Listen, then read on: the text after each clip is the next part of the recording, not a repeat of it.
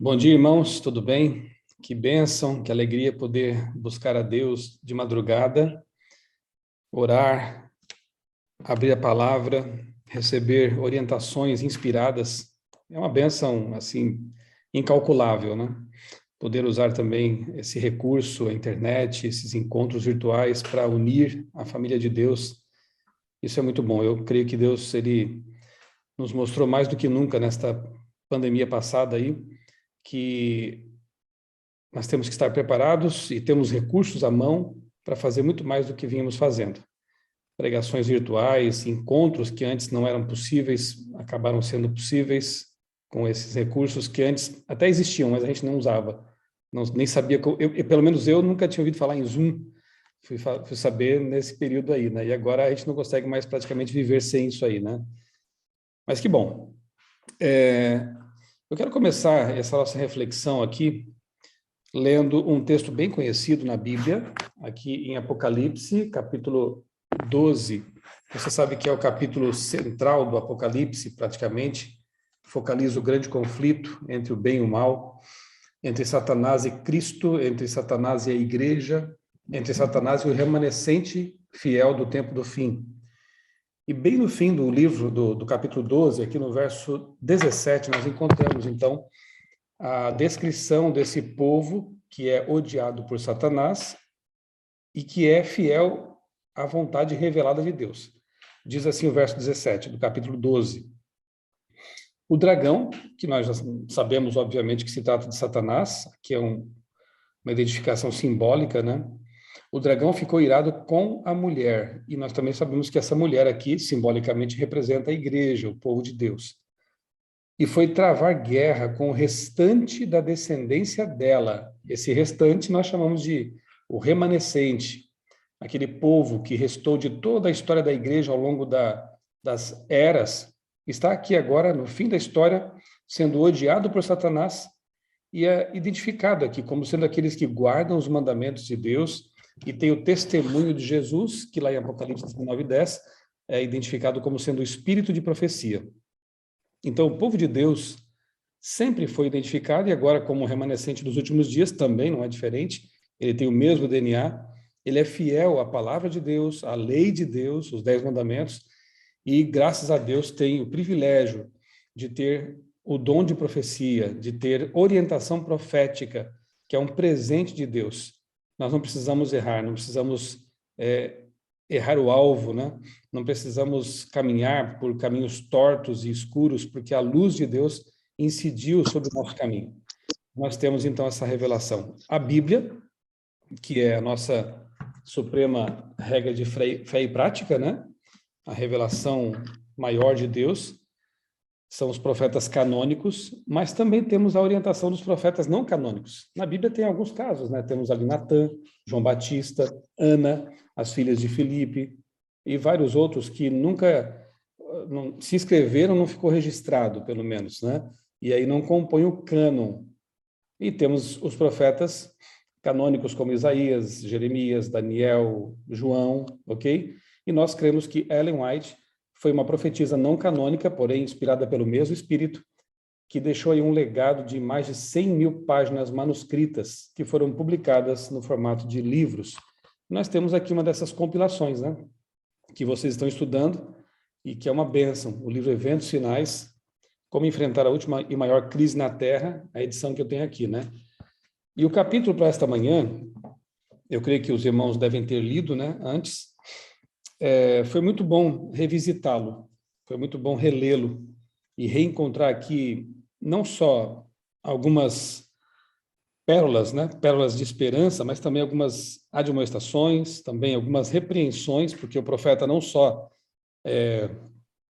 anima, fortalece, mas também repreende quando é necessário. Foi assim nos tempos bíblicos e não é diferente nos tempos da igreja cristã e especificamente da igreja adventista, né? Ontem eu fiz uma busca rápida na Bíblia online, né, na internet, com a palavra igreja no Novo Testamento. Eu encontrei dezenas e dezenas de ocorrências. E por que eu fiz isso? Porque hoje está na moda, né, uma expressão equivocada. Alguns dizem assim: eu sou a igreja. E aí alguns até saem da igreja. Eu estive pesquisando essa semana aí um tema que são os desigrejados, né? É um grupo que tem crescido até bastante, inclusive no Brasil.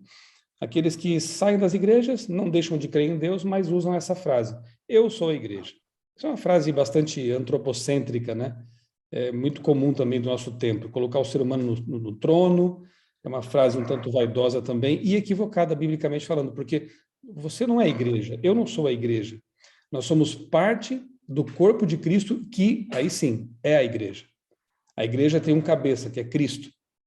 E as pessoas que estão na igreja são parte do corpo dele. Então, tiremos esse pensamento vaidoso da nossa cabeça, né? Como se nós fôssemos a igreja. Nós fazemos parte, temos o privilégio de fazer parte da igreja.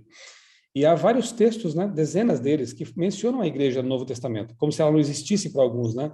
Por exemplo, um que cabe muito bem para nós aqui, os homens, né, que estão buscando a Deus, que é aquele lá em Efésios, né? Maridos, amem a sua esposa como Cristo amou a igreja e deu a sua vida por ela. É estranho, né? Pessoas que dizem amar Jesus e não amar a noiva dele. Isso é muito esquisito. Porque Jesus amou a noiva, amou a igreja, que é a esposa dele, e deu a vida por ela. Portanto, a igreja é importante. Agora, no aspecto humano dela, o cabeça é perfeito, mas no aspecto humano ela é imperfeita. Porque somos nós, né? Os que formamos o corpo de Cristo. Então, nesse aspecto, ela tem falhas, comete erros, mas doutrinariamente, porque as doutrinas vêm da Bíblia unicamente, ela é perfeita.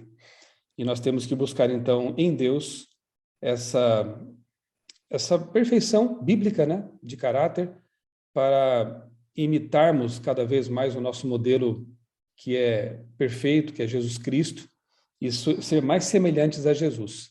E ser mais semelhante a Jesus passa por isso, né, de amar a nossa esposa, a nossa família, e imitar Jesus, se preciso for, dar até a vida por ela. Estranho, né, que tem maridos que dizem que estariam dispostos a dar a vida pela família, pela esposa, mas não dão o tempo, não dão, não empreendem seus maiores esforços nesse sentido. É um tanto estranho, né? Será que dariam a vida realmente, se não são capazes nem de dar um tempo, né, de qualidade? Então, que Deus nos dê sabedoria para ser bons maridos, sacerdotes no lar, assumir nossa posição sagrada diante de Deus. Eu vou destacar aqui alguns parágrafos que eu sublinhei, que eu anotei, e não sei se vai coincidir com os que vocês sublinharam também, mas que para mim foram muito especiais. E fica o convite aqui para os nossos amigos, né, que vão depois assistir a gravação, ler o capítulo 4 do livro Eventos... Não, ler o livro todo. O livro é muito bom. Durante a pandemia eu fiz várias lives e preguei sobre o livro todo. Tive que praticamente reestudá-lo. E o capítulo 4 é muito especial, porque ele mostra a igreja de Deus nos últimos dias. Como é essa igreja? Como deve ser essa igreja, da qual fazemos parte? Então, começa dizendo assim, na página 30 da minha edição aqui.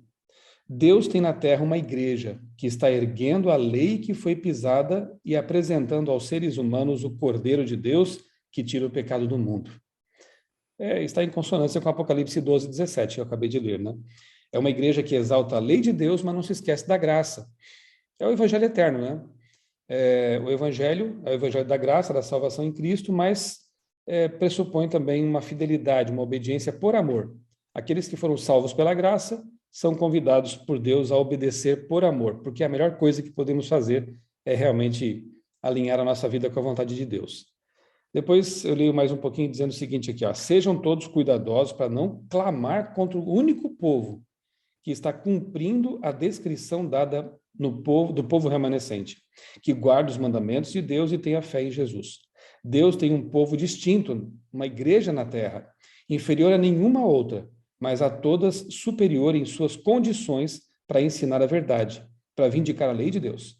Meu irmão, se você está ensinando que a igreja adventista do sétimo dia é Babilônia, você está errado. Sabe, irmãos, eu tenho 30 anos de adventismo, e eu confesso a vocês que nesses 30 anos eu nunca vi Satanás tão irado contra essa igreja. Nós temos visto críticas tanto à direita quanto à esquerda do espectro religioso, digamos assim. Temos visto críticas terríveis feitas aí por aqueles mais conservadores, né, os, digamos, fanáticos, legalistas de um lado, acusando a igreja de apostasia, acusando até, dizem ser tão fiéis ao testemunho, né, aquilo que Ellen White escreveu, mas acusam a igreja de Babilônia praticamente. E do outro lado também vemos liberais, progressistas, subversivos, também atacando a igreja. Então, isso aqui nós vemos uma unanimidade, né? A igreja é alvo de todos os lados. E se nós somos atacados por legalistas fanáticos e liberais, progressistas e subversivos, isso mostra que estamos no caminho certo, né? Porque Satanás odeia a igreja. O dragão irou-se contra a mulher. Enquanto nós formos odiados pelo dragão, está tudo certo. O problema é se estivermos muito em paz, né, na vida e não fazendo diferença contra o reino das trevas. Aí alguma coisa estranha está acontecendo, né? É um povo especial para Deus, não é inferior a nenhum outro. Na verdade, veja, o superior aqui não quer dizer que nós sejamos melhores, né, do que outras pessoas. Deus também tem um povo dele lá fora, né? Tanto é que Apocalipse 18 a gente encontra aquele verso que diz: sai dela, povo meu. Sai da confusão, sai da Babilônia. Mas ele é superior em condições. Nós temos muita luz.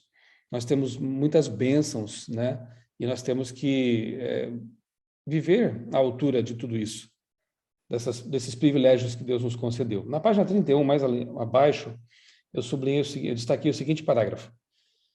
De uma forma especial, os adventistas do sétimo dia foram postos no mundo como vigias e portadores de luz. A eles foi confiada a última mensagem de advertência ao mundo que está morrendo. Sobre eles incidiu a maravilhosa luz da palavra de Deus. Foram incumbidos de uma obra da mais solene importância, a proclamação da primeira, segunda e terceira mensagens angélicas. Nenhuma obra há de tão grande importância. Eles não devem permitir que nenhuma outra coisa lhes absorva a atenção.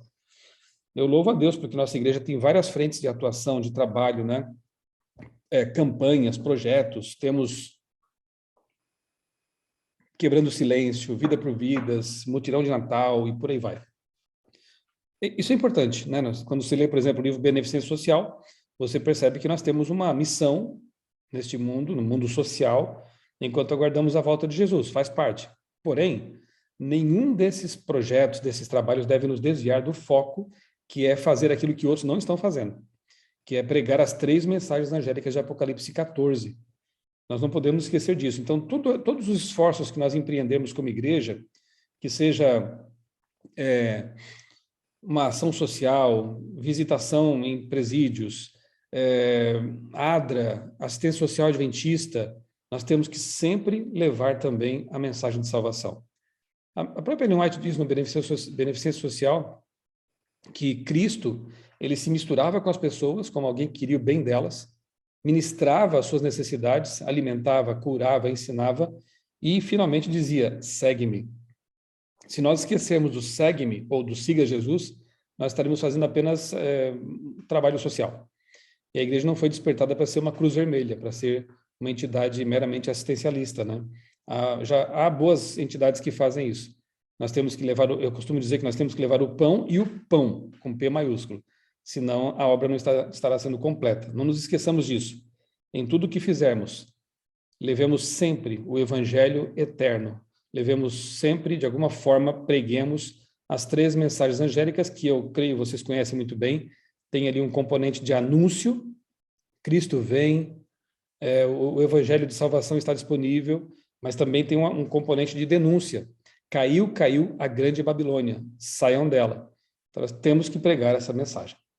Na página 32, eu destaco o seguinte: alguns têm apresentado a ideia de que, ao nos aproximar do fim do tempo, cada filho de Deus agirá independentemente de qualquer organização religiosa. Olha os desigrejados aí, né? Os sem igreja. Mas fui instruída pelo Senhor, olha só, fui instruída pelo Senhor de que nesta obra não há essa coisa de cada um ser independente. À medida que nos aproximarmos da crise final, em vez de achar que há menos necessidade de ordem e harmonia de ação, devemos ser mais sistemáticos do que temos sido até agora. Como Jefferson mesmo destacou na fala dele, né? Que nós precisamos de ordem, de organização, de união de esforços, né? Não existe essa coisa de, eu vou sair para fundar o meu movimento, eu não concordo com isso da igreja, então eu vou fundar meu movimento aqui paralelo. Isso não conta com a aprovação de Deus. Há outro texto, que não está aqui, eu creio que eu não li aqui nesse capítulo, em que ela diz que Deus não está guiando ramificações, né? Ele está guiando um povo. Esse povo, como eu disse, já repito, imperfeito, mas que pertence à igreja perfeita de Cristo. Então, cuidado com essas ideias, né, independentes, nós temos que agir como um povo, como uma igreja, unidos no mesmo propósito, e como diz Paulo, né, suportando-nos uns aos outros. Tanto no sentido de suportar as cargas, né, ajudar a suportar as cargas, quanto também de suportar mesmo, né? É um milagre a igreja existir, na verdade. Nós somos pessoas tão diferentes, com caráter diferente, com formação diferente, cultura diferente, e nem tudo é do nosso agrado, muitas vezes, mas nós nos submetemos, né? Por isso que Ellen White enfatiza aqui tanto, você deve ter percebido que ela traz uma repreensão a um tempo em que havia um certo controle, né, por parte de alguns poucos homens na obra. Ela chega a dizer aqui no momento que houve abuso de poder na igreja, na Associação Geral. Em 1893, por ali, ela dirige palavras duras à sede mundial da igreja da época, que é a Associação Geral, porque havia realmente um abuso de poder. Poucos homens controlando tudo. E ela disse, naquele momento específico da história, ela não via a mão de Deus dirigindo o movimento.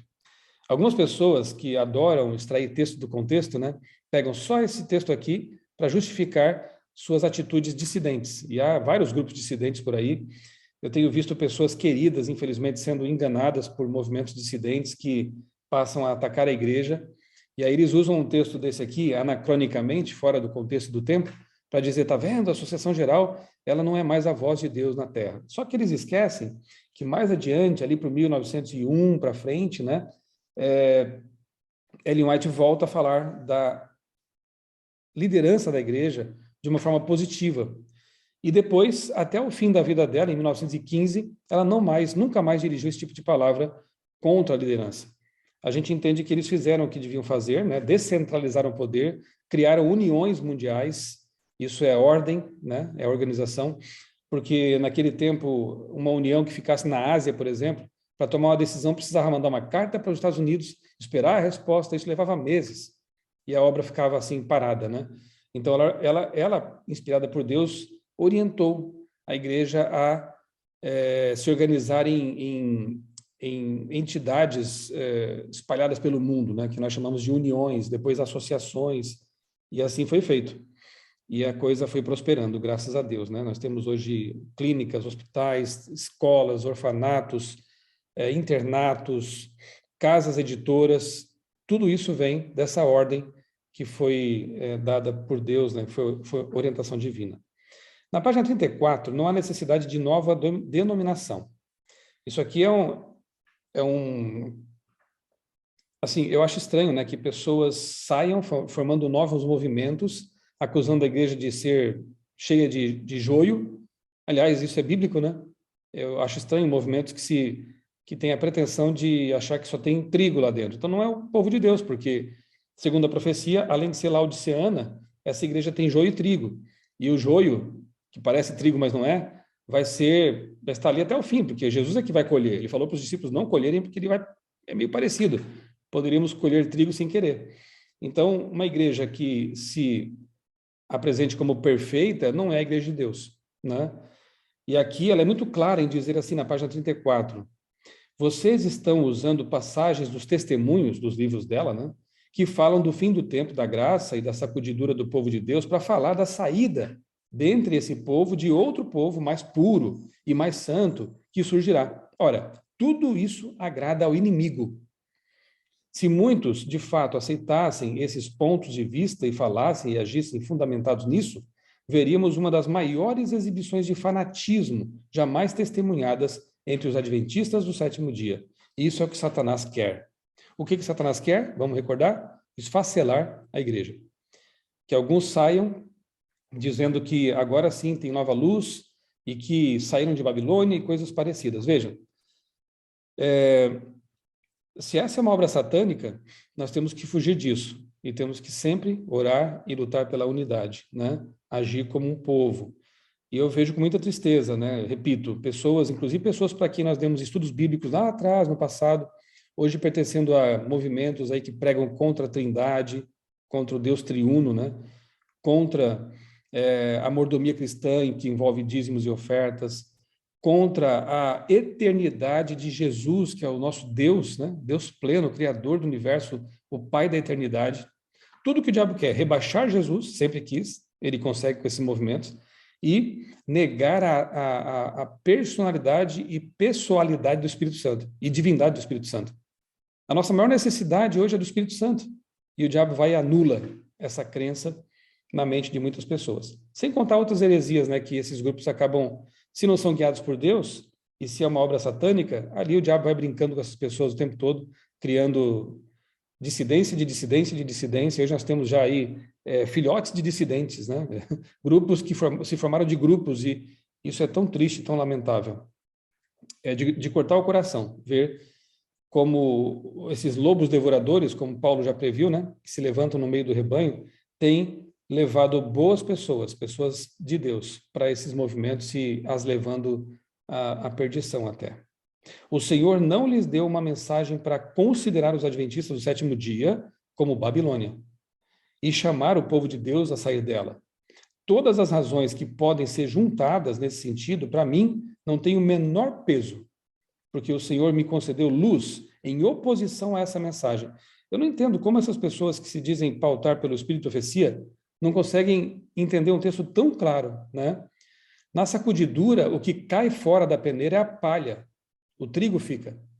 Porque na sacudidura, aquele ato de sacudir a peneira, né, que tem ali o joio e o trigo, o joio é palha, é leve, o trigo, a semente é mais pesado. Então, quando ele sacudia a peneira, peneirando ali, joeirando, né, isso é a sacudidura, com o vento, a palha ia saindo da peneira e ficando trigo.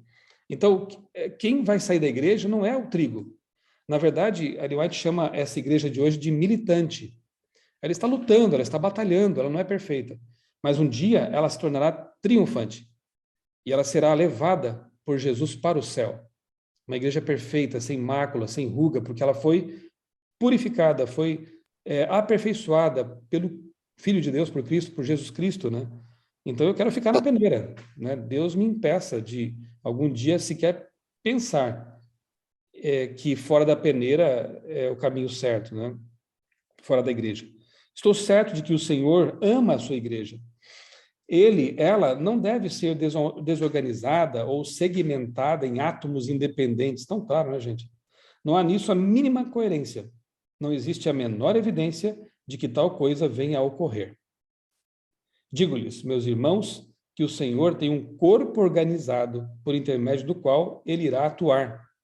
Quando alguém se afasta do corpo organizado do povo que observa os mandamentos de Deus, quando começa a pesar a igreja em suas balanças humanas e acusá-la, pode ficar certo de que Deus não está dirigindo.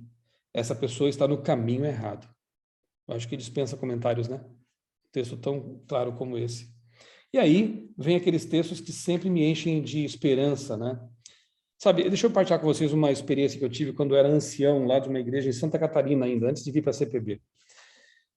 Eu era bem jovem, né? Era um ancião, 20 e poucos aninhos ali, e ter uma igreja, né, desenvolver um ancianato numa igreja sempre é um desafio. Vocês aqui, têm anciãos aqui conosco nesse grupo, né?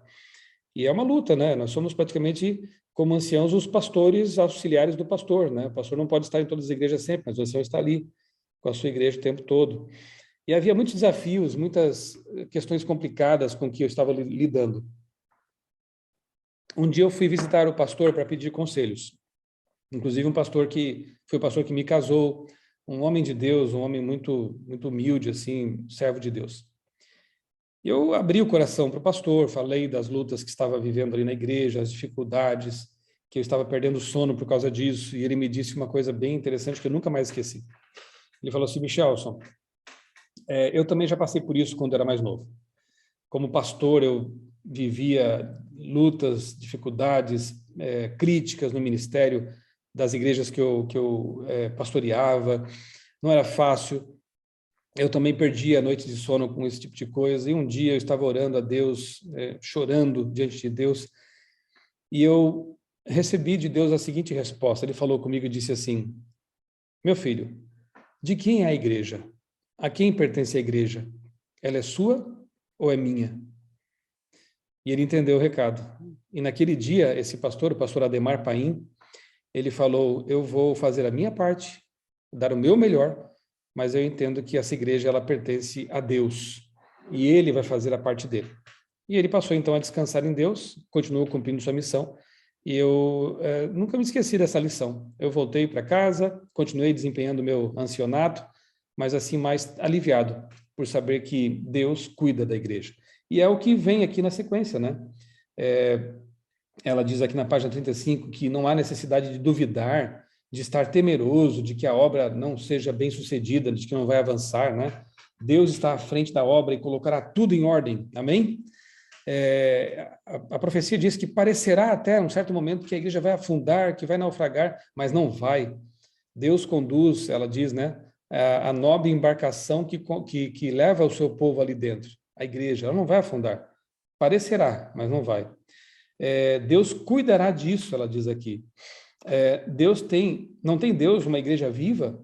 Ele tem uma igreja, mas é a igreja militante, não a triunfante ainda.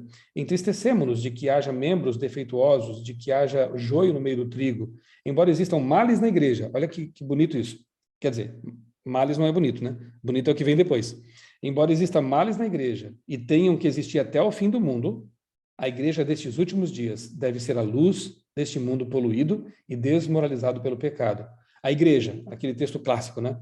A igreja frágil e defeituosa, precisando ser repreendida, advertida e aconselhada, é o único objeto na terra ao qual Cristo confere sua suprema consideração. Louvado seja Deus por essas palavras inspiradas, né? Como é bom saber que nós, mesmo defeituosos, porque somos parte da igreja, então nós somos também os defeituosos aqui, precisando ser repreendidos, advertidos, aconselhados, nós somos a menina dos olhos de Deus. Isso é maravilhoso, né? Quanto amor da parte de Deus. Bem, mais adiante, reafirmada a confiança na organização, né? Depois que passou aquela fase de uma liderança centralizadora, quase que despótica, né? Ela disse que na reunião de 1901, ela viu os anjos caminhando por entre os líderes, né? Naquela reunião. Ela disse que ela se lembrava com muito carinho daquele momento. Então, nós vemos uma reforma. Graças a Deus, os líderes ouviram a voz profética, né? E aí, em 1905, a gente vê aqui uma reafirmação da confiança na liderança. Ela diz assim: não podemos nos desviar agora do fundamento estabelecido por Deus, não temos que criar uma nova organização. Para isso, pois isso significa apostasia da verdade. Então, veja, lá em 1893, uma repreensão dura, porque o profeta também serve para isso, para repreender, como eu disse. Mas em 1905, ela diz que reafirmava a sua confiança. Inclusive, ela morreu em 1915, sendo sepultada pela Igreja Adventista Sétimo Dia. Se, como profetisa, ela tivesse visto uma apostasia geral, ela não teria, né, mantido a sua confiança nessa organização. E ela diz que criar uma nova organização, movimentos de pretensa reforma, células independentes, seria apostasia da verdade. Deus nos livre de ser apóstatas, né? 37. Ele designou que sua igreja na terra esteja perfeitamente unida ao Espírito Santo e conselho do Senhor dos Exércitos até o fim do tempo. Deu para entender por que Satanás quer tirar o Espírito Santo de campo? Né? Porque o que nós precisamos mais nesses últimos dias é estar unidos ao Espírito Santo de Deus e fazendo a obra que ele nos confiou. Mas isso não equivale a dizer que as decisões de uma associação geral composta de uma assembleia de pessoas representativas e devidamente designadas de todas as partes do campo não deva ser respeitada. Então, respeito, né, a igreja, a sua liderança em termos mundiais, né, que Deus tem guiado. E oremos também por essas pessoas, teremos agora neste ano uma nova assembleia da Associação Geral, né? E sempre é um momento bastante solene, sério e delicado. Oremos para que, mais uma vez, a voz de Deus se sobressaia, a vontade de Deus se sobreponha, né? Deus investiu sua igreja de especial autoridade e poder, por cuja desconsideração e desprezo ninguém pode se justificar. pois aquele que procede assim despreza a voz de Deus. Sou animada e beneficiada ao compreender que o Deus de Israel ainda guia seu povo e que continuará com ele até o fim. Eu vou reler, eu acho isso aqui muito, muito importante. Sou animada e beneficiada, e Ellen White conhecia todos os problemas e defeitos da igreja, da sua liderança, né? Muito mais do que nós, né? Então, sou animada e beneficiada ao compreender que o Deus de Israel ainda guia seu povo e continuará com ele até o fim. Que promessa fantástica essa, né? Ela fez uma declaração depois também, aliás, o William White, né, o filho dela, ele faz uma declaração e ele diz assim que eu lhe contou a senhora Lida Scott, que minha mãe considerava a experiência da igreja remanescente e falei sobre o seu ensino evidente de que Deus não permitiria que essa denominação apostatasse tão completamente a ponto de surgir outra igreja.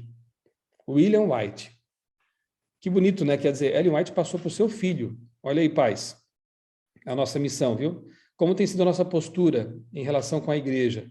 Temos só criticado a igreja, falado mal de sua liderança, apontado os defeitos dela, ou deixado um legado, como deixou Ellen White para os seus filhos? E no caso aqui, William White dá esse testemunho tão bonito de que a minha mãe deixou muito claro para nós que Deus não permitiria que essa igreja apostatasse tanto assim, que fosse necessário surgir um novo movimento, uma nova igreja.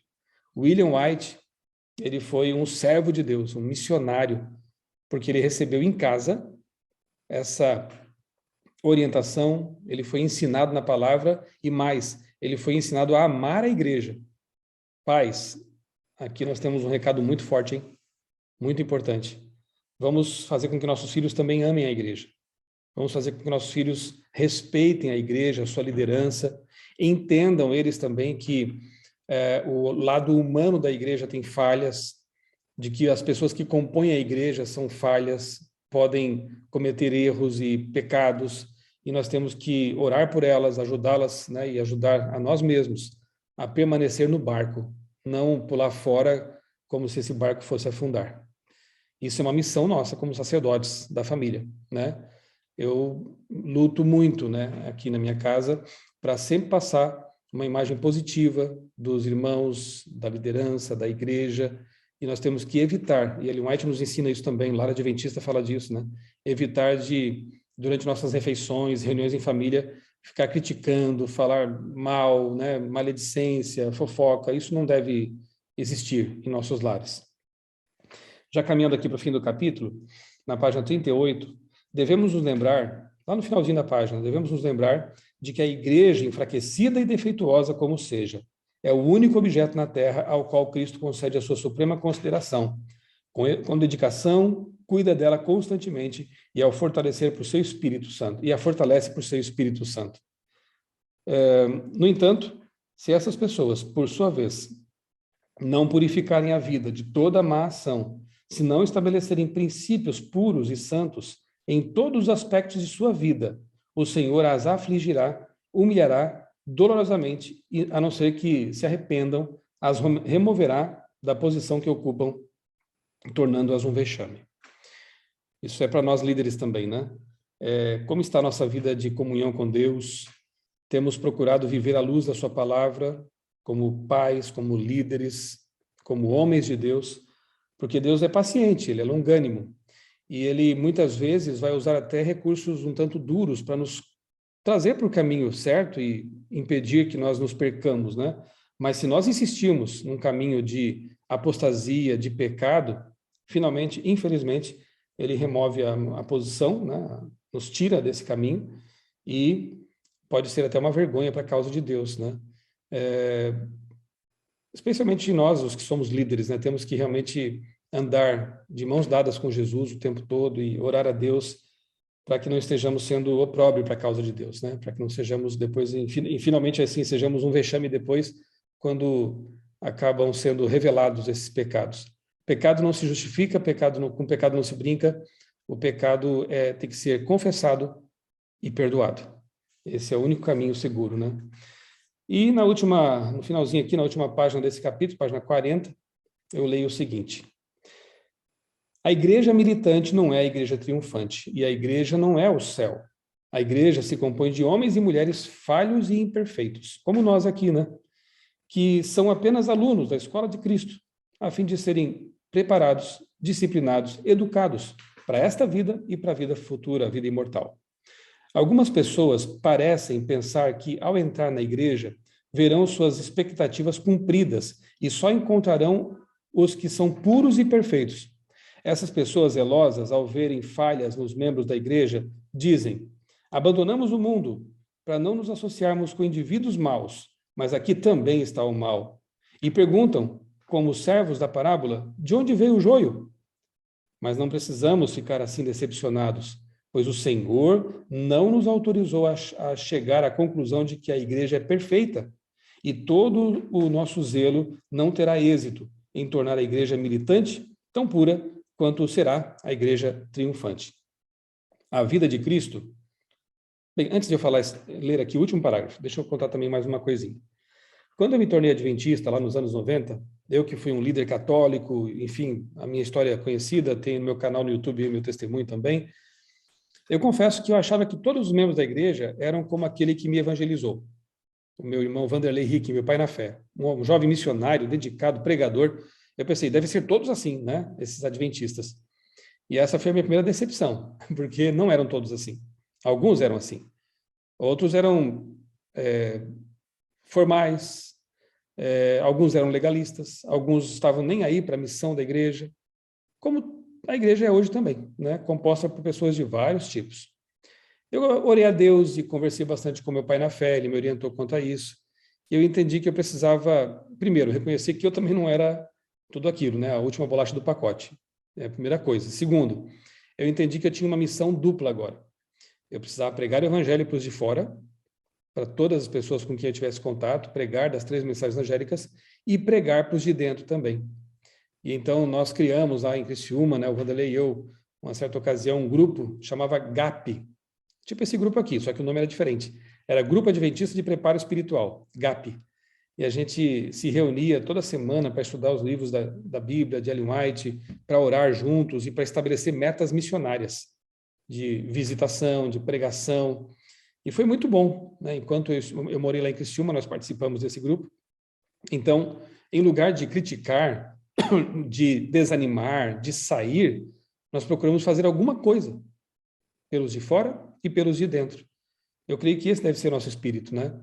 De ajudar, de incentivar, de suportar uns aos outros. E eu encerro aqui com o último parágrafo, que diz assim: a vida de Cristo estava repleta da mensagem divina do amor de Deus, que ele desejava intensamente transmitir aos outros. O rosto dele irradiava compaixão e sua conduta se caracterizava pela graça, humildade, verdade e amor. Todo membro de sua igreja militante deve manifestar as mesmas qualidades se deseja fazer parte da igreja triunfante. Vamos reler aqui as qualidades que fazem parte de uma pessoa perfeita segundo a Bíblia, porque Cristo é perfeito. Nós temos que imitar essa perfeição de Cristo. E qual é a perfeição de Cristo? Graça, humildade, verdade e amor. Se nós tivermos essas qualidades pela atuação do Espírito Santo em nossa vida, nós estaremos imitando o nosso modelo maior, que é Jesus Cristo. E assim, nos habilitando a fazer parte da igreja triunfante. Quantos aqui nessa manhã querem fazer parte dessa igreja triunfante que está sendo aperfeiçoada por Cristo? E mais, enquanto aguarda o cumprimento das profecias, está lutando junto com a igreja militante, fazendo o seu melhor para edificar o corpo de Cristo, dedicando seus dons à causa de Deus, e muito mais do que isso, nós como pais, ajudando a salvar o nosso pequeno rebanho, que é a nossa igrejinha de casa, a nossa família. Quantos decidem ser homens de valor, de fé, diante de Deus e fazer a sua missão? Eu quero, até o fim, permanecer no barco e manter, tanto quanto depender de minhas forças e dos meus joelhos, a minha pequena igreja também nesse barco. Amém. Pai bondoso, muito obrigado, Senhor, por essas pérolas de conselhos, de advertências, de consolo, de esperança, palavras de ânimo que nos vêm da tua serva inspirada.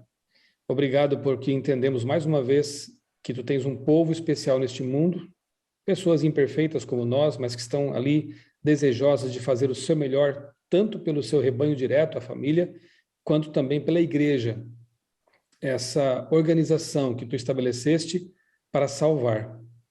Que nós possamos, Senhor, unidos, de mãos dadas, trabalhando sob a direção do Espírito Santo, terminar a obra que nos confiaste, pregar o evangelho a este mundo perdido, acolher o pecador e denunciar o pecado que destrói as pessoas e, sobretudo, pregar as 3 mensagens angélicas.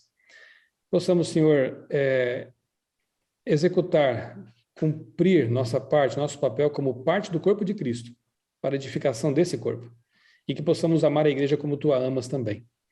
Dá-nos, ó Deus, a tua paz, um bom dia de atividades e preparação também para a tua breve volta. Nós pedimos e agradecemos em nome do Senhor Jesus. Amém.